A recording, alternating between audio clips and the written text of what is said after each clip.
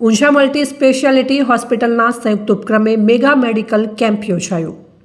Rotary hospital Unjha તથા Unjha medical એસોસિએશનના સંયુક્ત ઉપક્રમે કેબિનેટ મંત્રી ઋષિકેશભાઈ પટેલના માતૃશ્રી સ્વર્ગીય કમળાબેનની પ્રથમ માસિક પુણ્યતિથિ નિમિત્તે મેગા મેડિકલ કેમ્પનું આયોજન રોટરી મલ્ટી સ્પેશિયાલિટી હોસ્પિટલ ઊંઝાના સંયુક્ત ઉપક્રમે સૂચિત કેમ્પસ ખાતે કરવામાં આવ્યું હતું। ધારાસભ્ય કિરીટભાઈ પટેલની પ્રેરક ઉપસ્થિતિમાં અમદાવાદ પ્લેન દુર્ઘટનામાં મૃતકોને ભાવભીની શ્રદ્ધાંજલિ અર્પણ કરવામાં આવી હતી।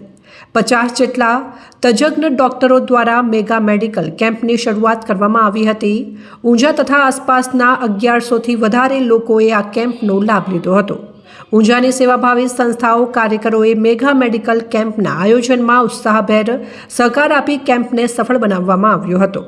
ધારાસભ્યે પોતાના પ્રાસંગિક પ્રવચનમાં ઊંઝા શહેર તથા તાલુકાના ગામડાના પરિવારો માટે મલ્ટી સ્પેશિયાલિટી હોસ્પિટલની જરૂરિયાત સમજાવી હતી અને વધુમાં આ હોસ્પિટલ તૈયાર કરવાની રૂપરેખા અને આયોજનની વિસ્તૃત છણાવટ કરી હતી।